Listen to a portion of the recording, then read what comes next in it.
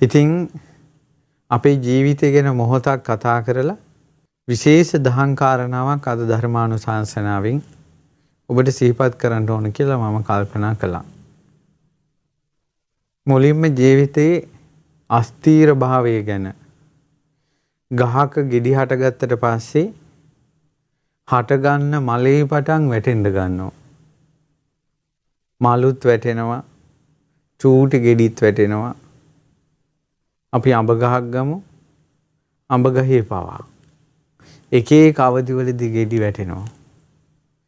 ඒ වගේ තමයි මේ උපන් සත්වයාත් මව් කුසේ සිටිද්දි මැරෙනවා. සමහර වෙලාවට මව් කුසේ පිළිසඳගෙන ඒ අම්මා මම අම්මා කෙනෙක් වුණා කියලා දන්නේව නැතුව දරුවෝ කී දෙනෙක් අම්මගේ බඩේ කලලේ විදිහට තෙල් බින්දුවක් තරම් කලලේ පිහිටලා මැරිලා යනවා ඇතිද?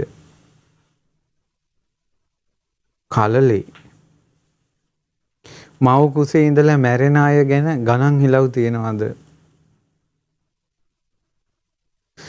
ඊළඟට ඉපදෙද්දී දරුවන් මැරෙන හැටි. ඊළඟට පුංචි දරු සිඟිත්තුව කාලේ. ඊළඟට ඇවිදගෙන දුවගෙන පැනගෙන යන පුංචි කාලේ.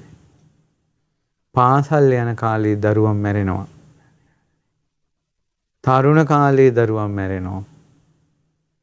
ඊළඟට සමාජ වගකීම් දරන කාලේ මැරිලා යනවා. වැඩිහිටි කාලේ මැරිලා යනවා. වයෝ වෘද්ධ වෙලා මැරෙනවා. ඉතාමත් කලාතුරකින් තමයි පරමායුෂ අවුරුදු 80 පැනලා 90 පැනලා අවුරුදු 100 කිට්ටු කරලා 100 පැනලා ජීවත් වෙන්නේ සාමාන්‍යයෙන් මිනිසු 10000කට එක්කෙනෙක් දෙන්නෙක් වගේ. එහෙනම් පරමායුෂ වලට මෙහා අවුරුදු 60 70 වෙනකොට අපිට සූදානම් වෙන්න වෙනවා අපේ මරණයට. අපිට සූදානම් වෙන්න වෙනවා අපේ මරණයට. ඉතින් ඒ නිසා පින්වත්නි පහන් සිලක් වගේ තෙලුත් වැටි තියෙනකල් දැල් වෙන පහන් සිලක් වගේ. දැල් වෙන පහන් සිල කොයි හුලඟින් නෙවෙයිද දන්නේ නැහැ. එළි මහනේ දැල්වලා තිබෙන පුංචි පහන මොකකින් නෙවෙයිද මන්දා. කොයි වෙලාවේ සුළඟක් එයිද මන්දා. කොයි සුළඟෙන් නෙවෙයිද මන්දා. ඒ වගේ අපේ ජීවිතේ එළි මහනේ දැල්වලා තියෙන පුංචි පහනක් වගේ. ඒ වගේ අපේ ජීවිතේට මරණය කොයි මොහොතේද දන්නේ. දියේ ඇඳපු ඉරක් වගේ ඒ හැටි කාලයක් පවතින්නේ නැහැ. තනකොළ ගහේ අග්ගිස්සේ තියෙන දිය බිඳුවට ස්ථීර බවක් නැහැ. සූර්යය එළියට විවෘත වන දිය බිඳුවට ස්ථීර බවක් නැහැ. ඒ වගේ අපේ ජීවිතේ අසුරු සැනක් ජීවිතේ තියෙන. විදුලි කොටනවා වගේ අපේ ජීවිතේ. විදුලි කොටනවා කියන්නේ මේ විදුල්ල කෙටුවා මේ නෑ. මේ ඉපදුනා මේ මැරෙනවා. මරන්න ගෙනියන ගවයේ තියෙන පියවරක් පාසා මරණයට ළඟා වෙනවා වගේ. මේ උපන් සත්වයා මරණයට යන්නේ. ඊළඟට මේ උපන් සත්වයාට පින්වත්නි ලොකු හතුරෙක් ඉන්නවා. හතුරත් අරගෙනම තමයි උපදින්නේ. ඉපදෙනකොටම හදාගන්න හතුරා කවුද? මරණය. මරණේ නැමැති සතුරා, මරණේ නැමැති වදකයා උපතේ ඉඳලා පිටිපස්සෙන් එනවා. මං නුඹව මරනවා. අවස්ථාවක් ලැබෙනකල් ඉන්නේ ඔහු අපිව ඝාතනය කරන්න. ඒ නිසා අපි ළඟම ඉන්න සතුරා, අපි ළඟම ඉන්න වදකයා තමයි අපේ මරණය. මේ අපිට කෙනිහිරිකම් කරන්නේ කවුද? අපිට හතුරු කවුද කියලා ලෝකේම හතුරු හොය හොයා යනවා මිනිස්සු. අපිට පාඩුවේ ඉන්න දෙන්නේ මොන් අපේ වදකයෝ කියලා, අපේ හතුරෝ පරම හතුරෝ කියලා වටේ ඉන්න මිනිස්සු. එක එක දේවල් අපි මේ බාහිර දේවල් ගැන හොයනවා. ඔවුන් එක ගැටි ගැටි ඉන්නවා. නමුත් ලොකුම හතුරා ඉන්නේ ළඟ. ලොකුම හතුරා තමයි ළඟ ඉන්න මරණය. මරණය තමයි අපේ ලොකුම සතුරා. ඉතින් ඒ නිසා මේ මරණයේ ඉදිරියේ ලෞතර සම්මා සම්බුදුරජාණන් වහන්සේ පිරිනිවන් පෑවා. මහරහතන් වහන්සේලා පිරිනිවන් පෑවා. මාර්ගඵලලාභී උත්තමයෝ කලුරිය කළා. ඒ වගේම මහා රජවරු කලුරිය කළා. සිටුවරු කලුරිය කළා. මහා ධනවත්තු කලුරිය කළා. ඊළඟට මිය ගියා. ඊළඟට මේ ලෝකේ හිටපු නමින් ගමින් ප්‍රසිද්ධ මහා මිනිස්සු මිය ගියා. අපේ ගම්වල අපේ ආච්චිලා සියලා මුතුන් මිත්තෝ මිය ගියා. අපි චූටි කාලේ අපිව වඩාගෙන නලවලා හුරතල් වුණ අපේ ආච්චිලා සියලා දැන් මිය ගිහිලා. දැන් එක ගමක කලාතුරකින් ගමක තමයි අවුරුදු 90 100ක් වන ආච්චි කෙනෙක් 100 කෙනෙක් ඉන්නේ. අපේ ගම් පළාතක අපේ පැත්තේ නම් අපේ ගම් පළාතක අහල අවුරුදු 100ක 90 පැන්න 100 පැන්න කෙනෙක් හොයාගන්න නැති තරම්. මිනිස්සු එච්චර ඉක්මනින් මැරිලා යනවා. අපිත් ඉක්මනින් වේගයෙන් වයෝ වෘද්ධ වෙනවා. අපිත් පුංචි කාලේ සෙල්ලම් කරගෙන හිටපු කාලයක් තිබ්බා. පාසල් ගිය කාලයක් තිබ්බා. අපිත් තරුණ කාලයක් තිබ්බා. දැන් අපි ටිකෙන් ටික වයසට යනවා. වයසට යනවා කියලා කියන්නේ මොකද්ද? මරණයට ලං වෙනවා. ස්වභාවික විදියට මරණයට આવොත් මරණයට ලං වෙනවා අපි. එහෙම නැත්නම් සනාතන ලෝධහමක් විදියට බලනකොට ඇත්තටම ස්වභාවික කතාවක් නැහැ. කොයි වෙලාවෙ මරණය ඉද්දන්නේ. ඉතින් මේ ගැන පින්වතුනි අපි කල්පනා කරනකොට මට මිලින්ද ප්‍රශ්නේ තියෙන උතුම් දහම් කාරණාවක් මතකයට ආවා. ඒ තමයි මිලිඳු රජුරෝ හරි වටිනා දහම් කාරණාවක් පින්වත්නි මේක. මිලිඳු රජුරෝ නාගසේන මහරහතන් වහන්සේගෙන් අහනවා ස්වාමීනි මේ ලෝකේ බුදවරු දකින්න ලැබෙනවා. පසේ බුදවරු දකින්න ලැබෙනවා. තථාගත ශ්‍රාවකයෝ දකින්න ලැබෙනවා. සක්විති රජවරු, ප්‍රදේශ රජවරු, දෙවි මිනිසු දකින්න ලැබෙනවා. කවදා හරි කාට හරි කොතනකදී හරි මුණ ගැහෙනවා. ධනවත් අය, දිලිඳු අය, යහපත් අය, වැරදි අය, ස්ත්‍රී පුරුෂයන්, ස්ත්‍රී පුරුෂ නිමිති මාරුවන අය, නපුංසකයන් මේ වගේ ලෝකෙ මිනිස්සු දකින්න ලැබෙනවා. කවදා හරි අපිට මුණ ගැහෙනවා. සැප විඳින අය, දුක් විඳින අය දකින්න ලැබෙනවා. ඒ වගේම බිත්තරෙන් උපන්, මව් කුසෙන් උපන් අය දකින්න ලැබෙනවා. ඒ වගේම තෙත් පරිසරවල ඕපපාතික සත්වයෝ දකින්න ලැබෙනවා. මේ විදිහට අපා දෙපා සිව්පා සත්වයෝ දකින්න ලැබෙනවා.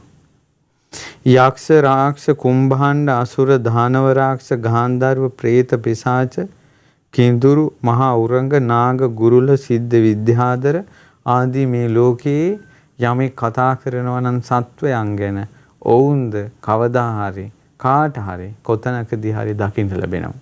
ඒ වගේම අහනවා ඇත්තු අස්සයෝ ගව මී ඔටු බූරු එළුවෝ බැටළුවෝ මුව ඌරෝ සිංහයෝ ව්‍යාග්‍රයෝ දිවියෝ වලස්සු කරබාන වලස්සු කොක්කු හිවල්ලු සර්පයෝ ආදී නොඒක අය දකින්න ලැබෙනවා. රන් රිදී මුතු මැණික් සක්සිලා පලිඟු ලෝහිතංක මැසිරිගල් වෛරොඩි දියමන්ති රත්තරන් ඔය වගේ දේවල් මිනිසුන්ට දකින්න ලැබෙනවා. කළු ලෝහ, තඹ ලෝහ, වට ලෝහ, කංශ ලෝහ ඒ වගේ ලෝහ වර්ග කොමුපිලි, කසීසලු, කපුරෙදුයි, හනවැරලි, කම්බිලි, වස්ත්‍ර, හැල්වි, යව, තනහාල්, ඇටිහාල්, තිරිඟු, මොම්, මෑ, තල, කොල්ලු ආදී ධාන්‍ය වර්ග දකින්න ලැබෙනවා. ඒ වගේම නොයෙක් මල් වර්ග, නොයෙක් ගස් වර්ග, නොයෙක් සුවඳ වර්ග, ගෙඩි වර්ග, පළතුරු වර්ග දකින්න ලැබෙනවා. ඒ වගේම ගස් කොළන්, සතා සිව්පාවෝ දකින්න ලැබෙනවා. අහනවා මිලිඳු රජතුමා නාගසේන මහරහතන් වහන්සේගෙන් හරි ස්වාමීනි ඔබ වහන්සේ කියන්නේ දකින්න නොලැබෙන දෙයක් දෙවිවරු පවා මිනිසුන්ට දකින්න ලැබෙනවානේ. සමහර අයට බ්‍රහ්මියෝ පවා බලන්න පුළුවන්. කිසිම විදිහකින් දකින්න බැරි දෙයක් ගැන කියන්න කිව්වා. ඒ කියන්නේ නිවන ගැන කිව්වොත් සම්මා සම්බුදුරජාණන් වහන්සේලා නිවන් දැක්කා. රහතන් වහන්සේලා නිවන් දැක්කා. නිවන කියන එක අත්විඳා. දැන් අහන්නේ එහෙම නෙවෙයි. එහෙ වාගේ නැති දෙයක් කියන්න. අත්දකින්න බැරි, ලබන්න බැරි, කිසිම කෙනෙකුට ලබා ගන්න බැරි වෙච්ච දෙයක් කියන්න කිව්වා. ඊට පස්සේ කියනවා මහරජාණනි කරුණු තුනක් තියෙනවා. ඒක දකින්න බෑ. බුදු කෙනෙකුටවත් ඒ කරුණු තුන දකින්න බෑ. පොදුම නැද්ද ඒ කාරණාව? සියල්ල දන්නා වූ සියල්ල දක්නා වූ බුදුරජාන් වහන්සේටවත් මේ කරුණු තුන දකින්න බෑ. ඒ තමයි චේතනා සහිත හෝ චේතනා රහිත දෙයක් දිරන් නැත්තම්, මැරෙන්නේ නැත්තම්, වෙනසෙන්නේ නැත්තම් ඒ වාගේ දෙයක් දකින්න බෑ. අජරාමර දෙයක් දකින්න බෑ. ඒ කියන්නේ සියල්ල දන්නා දකිනා ලෞතුරා සම්මා සම්බුදුරජාණන් වහන්සේටවත් ජරා මරණයන්ට අයිති නැති දෙයක් දකින්න නෑ. ඒ කියන්නේ එහෙම එකක් නෑ. එහෙනම් මේ වටපිටාවේ තියෙන අපිට අහන්න දකින්න ලැබෙන සියලු දේවල් ජරාවට යනවා. නැසී යනවා, වෙනසී යනවා, මරණයට යනවා. ඔය පළවෙනි එක තමයි අජරාමර කිසිවක් දකින්න නෑ. ඊට පස්සේ අහනවා දෙවෙනි කාරණාව තමයි එකිනෙකාට උපකාර වශයෙන් හටගත්. ඒ කියන්නේ හේතු ප්‍රත්‍යයෙන් හටගත් මේ සංස්කාර ධර්මයන්ගේ නিত্য ස්වභාවයක් දකින්න බෑ. ලෞතර බුදුරජාණන් වහන්සේ අනිත්‍යයි කියලා දැක්කා මිසක් නිට්ටයයි කියලා දැක්කේ නෑ. මේ ලෝකේ නිට්ටයයි කියලා දකින්න දෙයක් නෑ. එහෙනම් මේ ලෝක සත්‍යය මේවා නිට්ටයයි කියලා දැක්කට මේවා ස්ථිරයි කියලා හිතුවට ඒක අවිද්‍යාව මිසක් සත්‍ය නෙවෙයි. ඒක ඔවුන්ගේ බොරු දැක්මක් මිසක් සත්‍ය දැක්මක් නෙවෙයි. ඒක ඔවුන්ගේ මිත්‍යාව මිසක් සත්‍ය නෙවෙයි. මේ ලෝකේ සියල්ලම අනිත්‍යයි. එහෙනම් නිට්ටය වශයෙන් දකින්න බෑ. ඊළඟ එක තමයි පරමාර්ථයක් වශයෙන් නුවණින් ගලපා බලද්දී මේ ජීවිතෙන් ජීවිතයට යන සත්වයේ දකින්න නෑ. ඒ වචනේ අද අපි සාමාන්‍යයෙන් භාවිතා කරන්නේ ආත්මය කියලා. ඒ නිසා මේ සත්වයා තුල ආත්මයක් දකින්න නෑ. මහරජාණනි ඕනම දෙයක් දකින්න පුළුවන්. ඒත් ජරා මරණ වලට අයිති නැති දෙයක් දකින්න බෑ. ඕනම දෙයක් දකින්න පුළුවන්.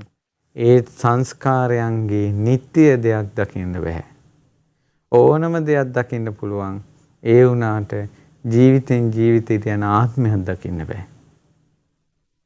ඒ නිසා ඉතින් ඕනෝක තමයි ධර්මය. ඒතකොට එතනින් මෙහා අපේ නිට්ටයයි, සුඛයි, ආත්මයි, ස්ථිරයි කියලා දැක්කොත් අපි හිතනවාද ඒ හිතන සියල්ල අපේ මිත්‍යාව.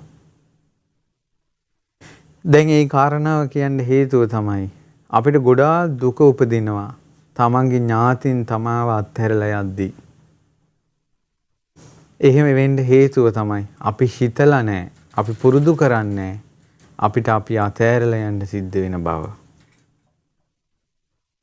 කලින් ජීවිතේ කොහේ ඉඳලා දාවේ, මොකක් කරලා දාවේ, ඒ ජීවිතේ ඥාතින් කවුද කියලා අපි දන්නේ නැහැ දැන්. ඒ වගේ තමයි දැන් මැරිලා ගියාට පස්සේ අපි කොහේ ඉඳලා දාවේ, අපේ ඥාතින් කවුද කිසිම දෙයක් දන්නේ නැහැ ඒ කෙනා.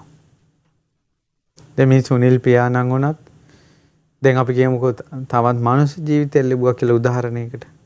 ඒතකොට කොහේ ඉඳලා දාවේ, ඥාතින් කවුද ඒ කිසිවක් දන්නේ නැහැ. අපි දන්නේ නැහැ.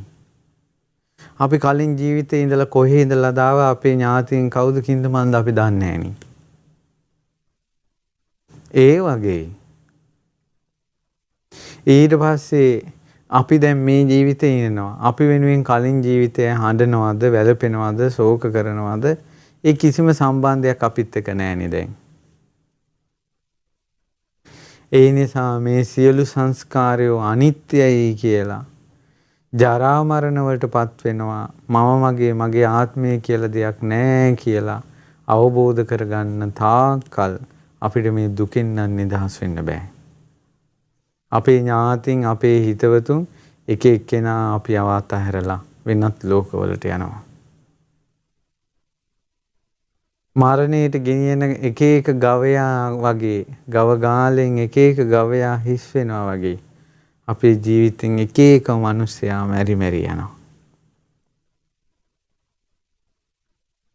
ඊට පස්සේ අවසානයේ අපිත් මැරිලා යනවා. ඒ නිසා හොඳට කල්පනා කරන්න ඕන අනිත්‍යයි කියලා. වෙනස් වෙනවා කියලා. මගේ ආත්මය කියලා දෙයක් නැහැ කියලා. මේ ලෝකේ පින්වත්නි අපිට අපේ ඇහෙන් බලන යම්තාක් දේවල් තියෙනවද? ඒ සියල්ලගේම සත්‍යය තමයි ඒවා ජරා මරණ වලටපත් වෙනවා. මේ ඊරුසඳු පවා අතුරුදහන් වල යන කාලයක් එනවා. මේ අපි පය ගහලා ඉන්න මහ පොළොව පවා සුණු විසුණු වෙලා යන දවසක් එනවා. කපුරු පිටක් දැවුණු තැනක අලු ඉතුරු වෙන්නේ නැහැ වගේ මහ පොළොව දැවි අවසන් වී යන දවසක් එනවා. මෙච්චර මහා සුවිශාල පෘථුවිය පවා අතුරුදහන් වෙනවා නම් සිව් මහා සාගරයේ ජලය ඇඟිල්ලක් තෙමා ගන්න නැති තරම් සිඳී යනවා.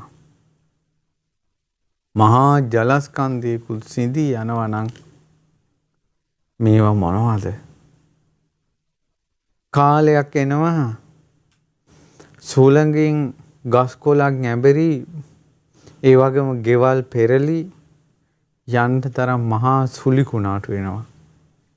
කාලයක් එනවා හුලම් පොදක් නැතුව වටාපතෙන් හුලං ගහ ගන්න වෙනවා. මේ බලන්න සියල්ලේ අනිත්‍ය. සීතල කාලේ එනවා උණුසුම් කාලේ එනවා. මේ ඔක්කොම අනිත්‍යයි. වෙනස් වී යනවා. ඒවා අපිව යට කරගෙන යන්න තරම් නිന്ദා, අපහාස, උපහාස, තාඩන, පීඩන, වද බන්ධන එක පිට එක එනවා. ඒ සියල්ල අනිත්‍යයි. අපිට ප්‍රශංසා කර කර අපේ කීර්තිය දසත පැතිරී යන කාලය එනවා. ඒ කාලත් අනිත්‍යයි. සැප දුක ඒ සියල්ල අනිත්‍යයි. අපිව සියලු දෙනා අපිව පිරිවරාගෙන එයාලගේ නායකයා බවට අපිත් එක්ක කතා කර කර ඉන්නවා. නමුත් තමා තනි වෙන දවසකුත් එනවා. ඉතින් මේ විදිහට මේවා කල්පනා කරලා තිබුණොත් එහෙම මේ අනිත්‍ය වූ ලෝකේ වෙනස් වෙද්දී හිත හදා ගන්න පුළුවන්. නැත්තම් අපේ හිතට දුකේන එක වළක්වන්න බෑ. ඒ නිසා බුදුරජාණන් වහන්සේ වදාලා මේ අෂ්ටලෝක ධර්මයේදී උපන් සත්වයාට මේක උරුමයි කියලා සත්‍ය කල්පනා කරන්න කියලා. අනිත්‍ය කල්පනා කරන්න කියලා. මේ සකල ලෝකේ අවබෝධ කරගත්ත තුන් ලෝකෙට අසහාය ශාස්ත්‍රුන් වහන්සේ පවා පිරිනිවන් පෑවා. අද ඉතුරුලා තියෙන ධාතුන් වහන්සේලා විතරයි. ඒ ධාතුන් වහන්සේලාත් පිරිනිවන් පාන දවසක් එනවා. සම්බුදු බවට සෙවන සලසාලු ජයසිරි මහා බෝධීන් වහන්සේගේ පරම්පරාව දැන් වැඩ ඉන්නවා. ඒ බෝධීන් වහන්සේලාත් අපවත් වෙන දවසක් එනවා. රහතන් වහන්සේලා පිරිනිවන් පෑවා. ඒ ධාතුන් වහන්සේලාත් අතුරුදහන් වෙන දවසක් එනවා. එදා 96 කෝටියක් මහරහතන් වහන්සේලාගේ පිරිත් හඳ මැද්දේ මුල්ගල් තැබූ රුවන්වැලි මහසෑයත් ගරා වැටුණා නෙව පින්වත්නි. දිනෝ 10 කෝටි ගාණක් වඳින රුවන්වැලි මහසෑයේ කාලයක් තිබුණනේ රජු කිපිලා රුවන්වැලි සෑ මළුවේ උඳු වැපුරුවා. උඳු වැපුරුවා. ශ්‍රද්ධාවන්තයන්ගෙන් පිරී ගිය අනුරාධපුරය සතුරන්ගෙන් පිරී ගියා. සෑය විහෙර විහාර කැඩුවා. රහතන් වහන්සේලාගේ සාදුකාර මැද්දේ තැන්පත් වුණ අකුධාතුන් වහන්සේ තැන්පත් තූපාරාමයක් කඩලා තූපාරාමේ ධාතුන් වහන්සේලා ඉතුරු කරලා රන් රිදී මුතුමැණික් ගත්ත පෞකාර ඉතිහාසයකුත් මේ ලංකා ඉතිහාසයේ තියෙනවා. ඒ වාගේ විහෙර විහාරවලටත් අව්‍යායුධ එසෙව්වා නම් මේ කුණු කයක් ගැන කවර කතාවද? ඒ සියල්ල නැසී වෙනසී යනවා. සත්වෙනි ප්‍රාසාදයේ වහලේ මුදුනේ මැණිකේ එළිය ඉන්දියාවට පෙනුන ලෝවා මහ ප්‍රාසාදයේ දැන් කණු ටික විතරයි. කෝටි ගාණක් ජනයා වාසය කරපු පොළොන්නරුව දැන් කැලෑ වැදිලා.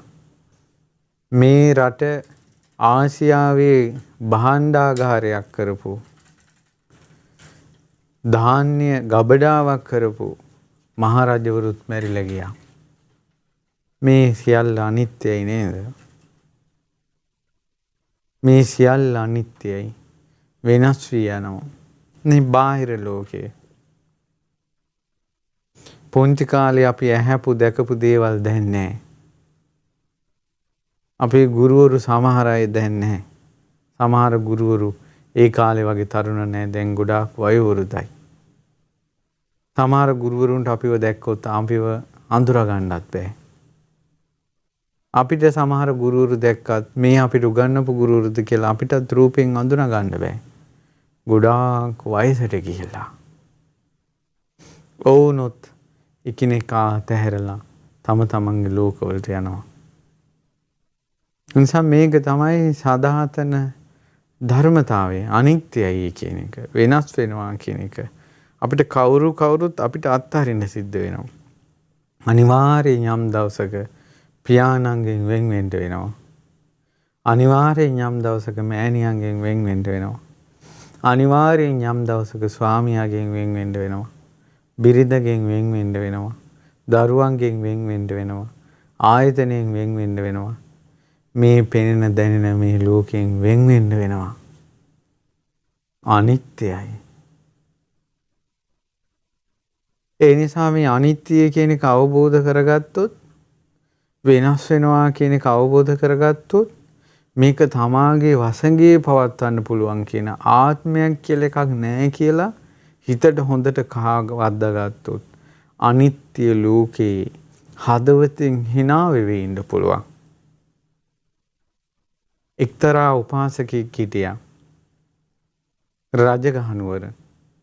ඒ උපාසකයා කිනිහිරි මලේ පාටින් බබලන සාරිපුත්ත මහරහතන් වහන්සේට ධනක් පූජා කළා. උන්වහන්සේගේ රෝස පාට සිරිපා සංගල පැන් වලින් දෝවණය කළා. ඒ දෝවණය කරපු අත් දෙක හිසේ තියාගෙන ආශිර්වාද අරන් ධනට ආරාධනා කළා. ඒ අත් දෙකෙන්ම දම් බෙදුවා. ඒ අත් දෙකම එකතු කරලා ඒ දෝතට සලුවක් කරන් සාරිපුත්ත මහරහතන් වහන්සේට පූජා කළා මේ උපාසකයා. ඒ දෝතම එකතු කරලා අංජලි කරණීය කරලා ඇඟිලි එකතු කරලා වන්දනා කරලා සොඳුරු කතා ඇති සාරිපුත්ත මහරහතන් වහන්සේගෙන් ධර්මය ඇහුවා. සියලු සංස්කාර ධර්මය අනිත්‍යයි, ස්ථිරසාර කිසිවක් නැහැ කියලා. සාරිපුත්ත මහරහතන් වහන්සේ ධර්මයේ දේශනා කළා. ඒ අනිත්‍ය දේවල් නිට්ටය වශයෙන් අල්ලගත්තොත් ඉතුරු වෙන්නේ දුක විතරයි කියලා ධර්මයේ දේශනා කළා. මගේ ආත්මය කියලා කිසිවක් නැති බව සාරිපුත්ත මහරහතන් වහන්සේ ධර්මයේ දේශනා කළා. මේ සෑම දෙයක්ම වෙනස් වෙනවා කියලා, අනිත්‍යයි කියලා, අතහැරලා යන්න සිද්ධ වෙනවා කියලා, ජරා මරණ වලට ලක් වෙනවා කියලා ඒ උපාසකයා ධර්මය අවබෝධ කළා. සෝවාන් වුණා. අපේ සාරිපුත්ත මහරහතන් වහන්සේට කෙනෙකුගේ සක්කාය දිට්ඨිය, ඒ කියන්නේ මේ ස්ථිරයි කියලා මේ ලෝකේ අල්ලාගෙන ඉන්න හැඟීම බිඳින්න තරම් විස්තර කරලා කරුණු කියන්න පුළුවන්. ඒක ඉතාමත් පහසුවෙන් කරන්න පුළුවන් අපේ සාරිපුත්ත මහරහතන් වහන්සේට. සාරිපුත්ත මහරහතන් වහන්සේ ධර්මයේ දේශනා කරලා වැඩම කළා. ඉතින් එදා ඉඳලා අරූපාංශකයාගේ හිතේ රැව් දුන්නේ ඔහුගේ දැක්ම තමයි අනිත්‍යයි කියන එක. වෙනස් වෙනවා කියන එක. මගේ ආත්මේ නෑ කියන එක තමයි ඔහුගේ හිතේ රැව් දුන්නේ. ඔහුගේ නිවසේ තියෙන දේවල් ඔහු ආරක්ෂා කරනවා. යම් හේකින් කැඩී බිඳීගෙන ගියොත් හිත හදා ගන්නවා. මේවා වෙනස් වෙනවා කියලා. ඉතින් ඔහොම ඉන්නකොට මොහුට හිටියා දරුවන්. පුතාලා කිහිප දෙනෙකුත් මොහුට දරුවන් විදිහට හිටියා. දවසක් මේ දරුවන් ගෙදරට පණිවිඩයක් ආවා. යම්කිසි අනතුරකින් අර දරුවෝ ටික ඔක්කොම එකතැන මැරිලා. තමන්ගේ පුතාලා 3-4 දෙනෙක් මැරිලා. මිනිස්සු හඬාගෙන ඇවිල්ලා කිව්වා බ්‍රාහ්මණය ඔබගේ පුතාලා 3-4 දෙනාම එකතැන මැරිලා. ඔහුගේ හිත කිව්වා මේ සියල්ල අනිත්‍ය වෙලා යනවා කියලා. කිසිවක් ස්ථිර නැහැ කියලා. ජරා මරණ වලින් බේරෙන්න බෑ කියලා. උපන් සත්වයා මැරෙනවා කියලා. මේ ජීවිතයේ අස්ථිර භාවය වෙනස් කරන්න කිසිවෙකුට බෑ කියලා. හිතේ රැව් පිළිරැව් දුන්නා. තමන්ගේ දරුවන්ගේ මිනී ගෙදෙට්ට ගෙනල්ලා පොලිමට මිනී ටික තියද්දී ඒ උපාසකයා හදවතින් hina වුණා. කඳුළු වැගිරුවේ නැහැ. භාග්‍යතුන් වහන්සේ වදාළ ධර්මයේ සත්‍යයක් කියලා. එදා සාරිපුත්ත මහරහතන් වහන්සේ කිව් ධර්මයේ සත්‍යයක් කියලා. ඔහු දැක්කා. තමා අවබෝධ කරපු එක දැක්කා. වෙන් වෙන්න වෙන හැටි දැක්කා. ප්‍රියමනාප දෙයෙන් වෙන් වෙනකොට ඒක අල්ලාගත් අය හඬන හැටි දැක්කා. ඔහු හදවතින් සිනා වුණා. ධර්මය අවබෝධ කරපු නිසා. ඒ දරුවෝ ඔක්කොම එක චිතකේ එක දරසෑයි දෙවී ගියා.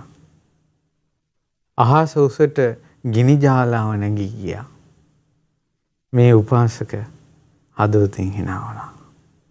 ඇඬුවේ නෑ, වැළපුණේ නෑ. අනිත්‍යයි කියලා. මේ ඔක්කොම වෙනස් වෙනවා කියලා. සියල්ල අතහැර යන්න සිද්ධ වෙනවා කියලා. උපන් සත්වයා මරණය ඉක්මවා නෑ කියලා ඔහු අවබෝධ කළා. ඔහුත් ඔහුගේ ඇඹෙනියත් තනි වුණා. ඔහුත් ඔහුගේ ඇඹෙනියත් තනි වෙලා එකිනෙකාට උපකාර කරමින් ඔවුන්ගේ දුකටත් සැපටත් ඔවුන් දෙදෙනා පමණයි සිටියේ. දවසක් මේ බ්‍රාහ්මණයා ඈත ජනපදයකට ගිහිල්ලා නිවසට එනකොට නිවසේ කුසියේ ලිප ළඟ ඇද වැටිලා තමාගේ බිරිඳ මැරිලා වැටිලා. තමාට බත් ටික උයලා දුන්න, තමාගේ ඇඳුම් පැළඳුම් හොදලා දුන්න,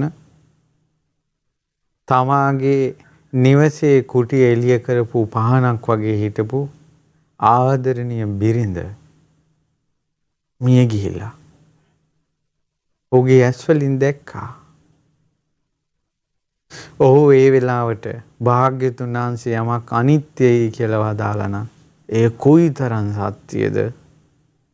උපන් සත්වයා මේ ලෝකේ අත්හැරලා යන බව කොයිතරම් සත්‍යද? සංස්කාර ධර්මය අනිත්‍ය බව කොයිතරම් සත්‍යද? ඒ සාරිපුත්ත මහා මුනිදුන් මට දේශනා කරපු ධර්මයේ කොයිතරම් සත්‍යද කියලා සත්‍ය වූ ධර්මයේ දැක දැක ඇස් වලින් කඳුළු උගුරවන්නේ නැතුව හදවතින් ඒ බ්‍රාහ්මණයා සිනා වුණා.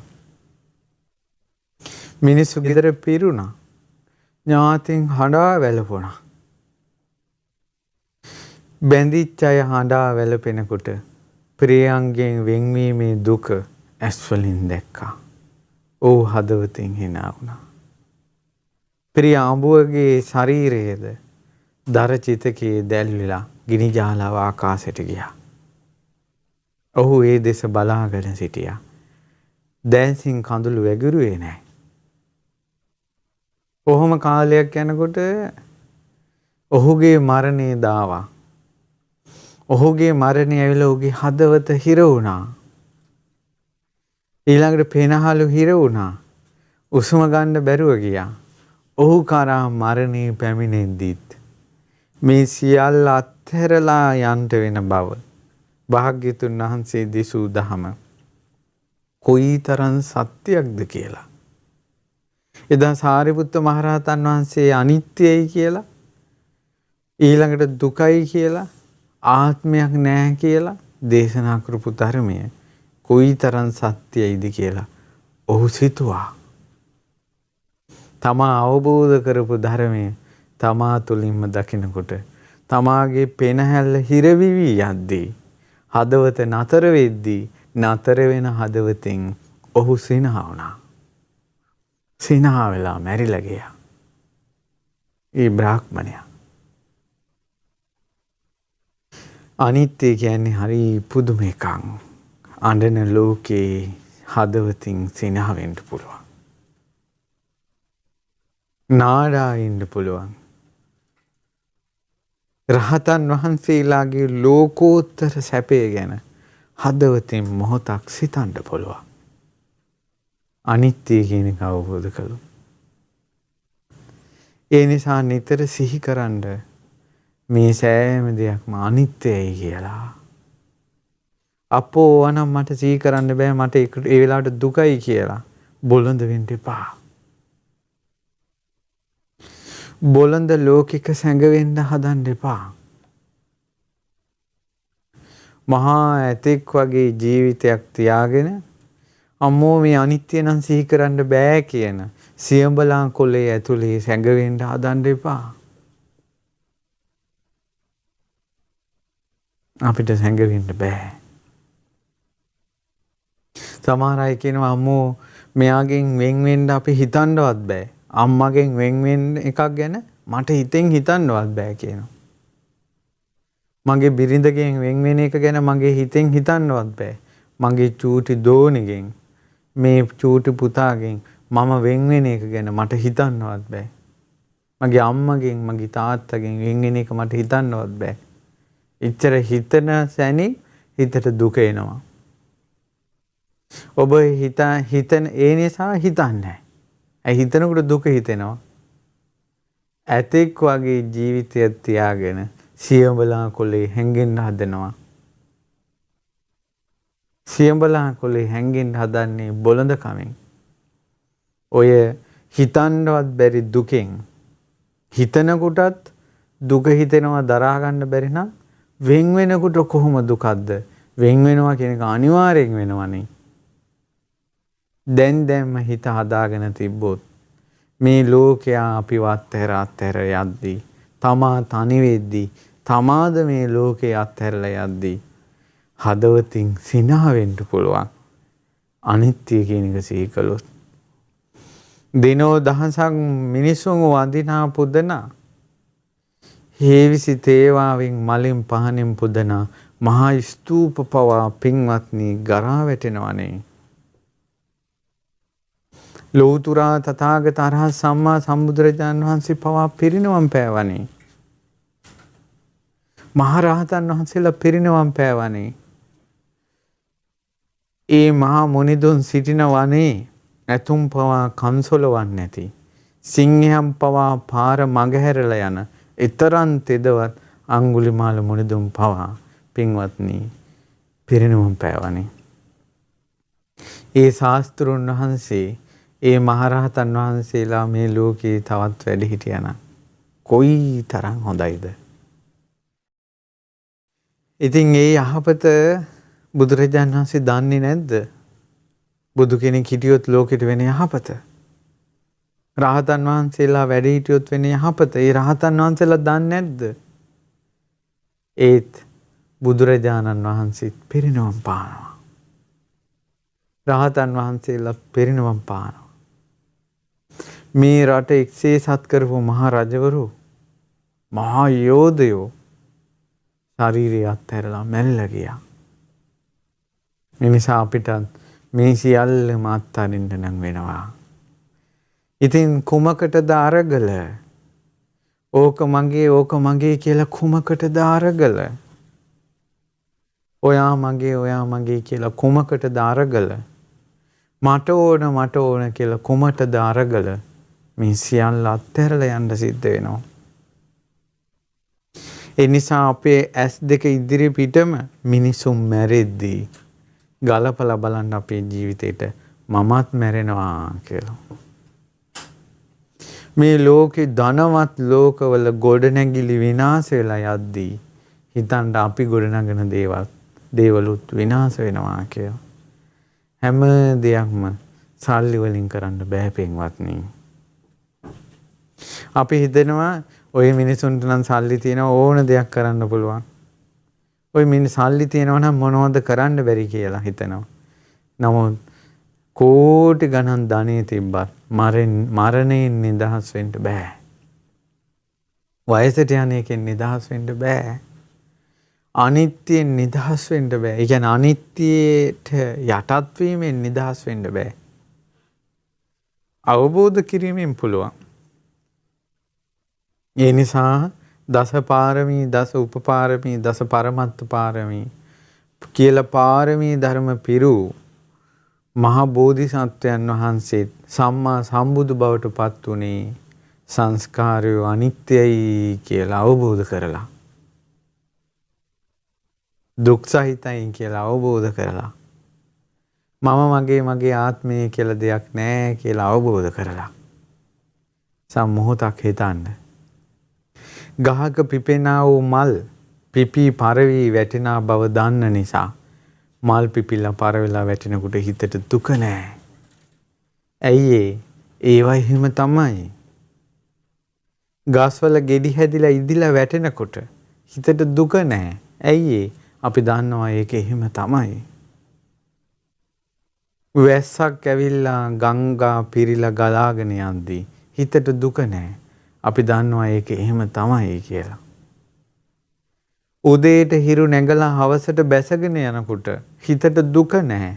අපි දන්නවා ඒක එහෙම තමයි කියලා. සඳ නැඟ බැසී යද්දී හිතට දුක නැහැ. අපි දන්නවා ඒව එහෙම තමයි කියලා. අපි දන්නවා ඒක එහෙම තමයි කියලා. සූලංගක් ඇවිල්ලා ගස් කොළන් වැනී යද්දී අපි දන්නවා ඒව එහෙම තමයි කියලා. හිතට දුක නැහැ. ඒ වුණාට අපි මැරෙනකොට දුකයි. වයසට යනකොට දුකයි. ලෙඩ වෙනකොට දුකයි. ප්‍රියයන්ගෙන් වෙන් වෙනකොට දුකයි. කැමති දේ නොලැබෙනකොට දුකයි. ඇයි මේ දුක උපදින්නේ? අර ගහක් කොළක් ගැන හිතන විදිහටවත් අපි අපේ ජීවිතය ගැන හිතලා නැති නිසා. උපන් සත්වයා වයසට යනවා කියලා නිතර හිතුවා නම් කිස් පැහෙද්දී, හමරලි වැටෙද්දී, දත් වැටෙද්දී, අතපය වාරු නැති වෙද්දී දුක හිතෙන්නේ නැහැ. උපන් සත්වයා ලෙඩ වෙනවා කියලා හිතුවා නම් කොරෝනා නෙවෙයි මොන රෝගය ආවත් දන්නවා උපන් සත්වයා ලෙඩ වෙනවා කියලා. ප්‍රියයන්ගෙන් වෙන්වීම දුකක් කියලා. ඊළඟට මරණය දුකක් කියලා. අප්‍රියයන් හා එක්වීම දුකක් කියලා. මේ පංච උපාදානස්කන්ධේ දුකක් කියලා. සිහි කළා නම් මේ සංස්කාරය අනිත්‍යයි කියලා සිහි කළා නම් මේ හැම දෙයක්ම අතහැරලා යන්න වෙනවා කියලා සිහි කළා නම් මගේ ආත්මය කියලා අල්ලගන්න කිසි දෙයක් මේ ලෝකේ නෑ කියලා සිහි කළා නම් මේවා වෙනස් වෙද්දී දුක හිතෙන්නේ නෑ. මල් ගහක් ගැන හිතන විදිහටවත් ජීවිතය ගැන හිතලා නෑ මිනිස්සු. මල් ගහක මල් පිපී පරවි වැටෙද්දී ඔය හැටි කියලා හිතනවා. දුක නෑ. ඒ වුණාට තමන් ලෙඩ වෙද්දී වයසට යද්දී දුකයි. ඇයි හිතලා නෑ. මේ දුක කියන එක පවා අපේ ජීවිතේට එන්නේ යන්නේ දැනෙන්නේ හිතන ක්‍රමයක් එක්ක. හිතන ක්‍රමයක් එක්ක. ඒ නිසා බුදුරජාණන් වහන්සේ බහුල වශයෙන් මේ අනිත්‍ය මනසිකාරයේ යෙදෙන්න කියලා වදාලා. මරණානුස්මති මානසිකාරයේ යෙදෙන්න කියලා වදාලා. මොකද මරණය කියන්නේ කවදා හරි දවසක ඕනම කෙනෙකුට එනවා. සතාසිව්පාවගේ පටන්. මේ තුන් ලෝක ධාතුවේම සිසාරා ගියත් පින්වත්නි අජරාමර දෙයක් හොයාගන්න නැහැ. තුන් ලෝක ධාතුවේම නිත්‍ය වූ සංස්කාරයක් හොයාගන්න නැහැ. තුන් ලෝක ධාතුවේම මම මගේ ආත්මය කියලා ග්‍රහණය කරගන්න ආත්මයක් නැහැ. ඒ නිසා ඔය අනිත්‍ය මනසිකාරය සිහි කරන්න. එතකොට ඒ නිසා මම මේ ධර්ම අනුශාසනාවේ අනිත්‍ය දහම් කාරණාව ගැන මේ විදිහට මතක් කරලා අවසාන වශයෙන් දහම් අවවාදයක් සිහි කරන්න. ඒ තමයි කසිරංච පරිත්තංච තංච දුක්ඛේන සංයුතං. කසිරංච පරිත්තංච කියලා කියන්නේ මේ ජීවිතේ ඊටා කරදර මත ඊටමත් කෙටි කාලයක් දුකසේ ඉඳ තියෙන්නේ. කෝතං ජීවිත මාගම්ම වේරං කෛරාත කේනචි. ඔය වාගේ ජීවිතයක් නේ අපිට ලැබිලා තියෙන්නේ පොඩි කාලයක් කරදර මැද ජීවත් වෙලා මැරිලා යන එක. ඇයි පව් කරන්නේ? මේ ලැබිච්ච කෙටි කාලේ ජීවිතය යහමඟට ගන්න කසිරංච පරිත්තංච තාමත් කෙටි කාලයක් දුකසේ ගෙවන්න තියෙන්නේ. තංච දුක්ඛේන සංයුතං ඒ දුකසේ. පඤ්ඤාය චාලාභේන ප්‍රඥාව අනිත්‍ය දුක්ඛ අනාත්ම කියන එක අවබෝධ කරලත් නැහැ. ධම්මස්සච අදස්සනා ඒ ධර්මය දැකලත් නැහැ. එහෙම ඉඳලා කුමටනම් පව් කර කර ඉන්නවද? ඒ නිසා පින්වතුනි යහපත කරන්න, කුසල් කරන්න, හොඳ දේවල් කරන්න, පින් කරන්න, වරදින් අත් මිදෙන්න, උතුම් තුනුරුවන් සරණ යන්න, අනිත්‍ය දුක්ඛ අනාත්මය ගැන ජීවිතේ කල්පනා කරන්න. ඒ නිසා ඔබ සියලු දෙනාට ජීවිතයේ යථා ස්වභාවය අවබෝධ කරගන්න වාසනාව ලැබේවා කියලා සිත ප්‍රාර්ථනා